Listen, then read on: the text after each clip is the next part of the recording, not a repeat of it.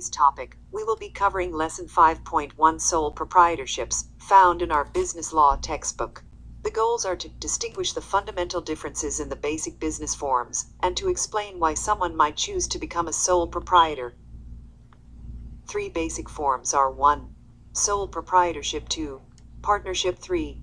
Corporation. These are listed in order of low to high ease and cost of entry, as well as degree of complexity, longevity, intrusiveness of governmental regulation, and the ability to attract professional management.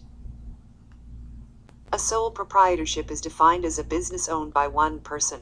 It is the simplest and most fundamental of all the forms of business organization. It succeeds or fails based on the owner's abilities, expertise, energy, and interest. In contrast, a corporation requires the personal resources of many, and experienced legal advice to operate. Each one of the basic forms serves a purpose and often reflects the size of the business. A sole proprietorship typically is the smallest in assets, number of employees, sales, and profits. A partnership has a larger size and pool of resources on which to draw. A business in the corporate form is only limited in size and potential resources, human and otherwise, by the level of profits it has earned in the past, or may earn in the future. Realize that as a business grows, and perhaps passes through each of these basic forms, its need for professional management and advice increases. For the sole proprietor, a good understanding of the local marketplace and a good business sense might bring success. For a set of partners, having access to areas of expertise, such as from accountants and lawyers, is sometimes necessary, but typically, these types of professionals are not brought into the organization as part of the full-time staff. For large corporations, however, full-time professional managers and advisors are normally considered a necessity. Professional managers and advisors have spent many years in school to acquire their professional knowledge and status. From the standpoint of professionals seeking long-term employment and career growth, accepting employment with a sole proprietorship or partnership is risky. A sole proprietorship is dependent on the longevity, knowledge, and the desires of a single person, the sole proprietor alone.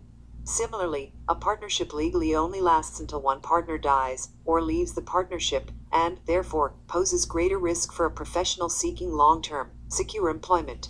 As a consequence, a corporation, with its potential for growth and continual existence, normally offers far more long-term opportunities to professional managers and advisors than any other business form. Like other forms of business organization, a sole proprietorship will eventually have to obtain a business license, tax number, and employer identification number. The business license is typically available for a small fee from the local municipal or county government.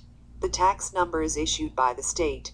It is used by the business to acquire goods for resale, or manufacture without having to pay sales tax on them. This tax number is vital, and means a 5 to 10% cost savings to the business. Finally, the employer identification number is issued by the federal government. This number generally is used to track liabilities for various taxes, and other withholding.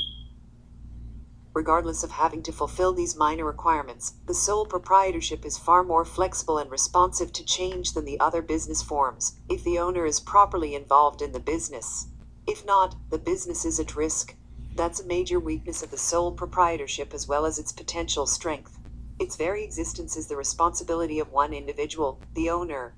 If the owner loses interest, desire, finances, or physical health, the business typically fails. For this reason, it is difficult to hire long-term professional business people into a sole proprietorship. Both the initial investment in the sole proprietorship and its financial ability to respond to change and opportunity are limited to the resources of the owner. If a sole proprietorship fails, its obligations are enforceable, not only against the assets of the business, but also against the home, car, furniture, and other possessions of its sole propriety.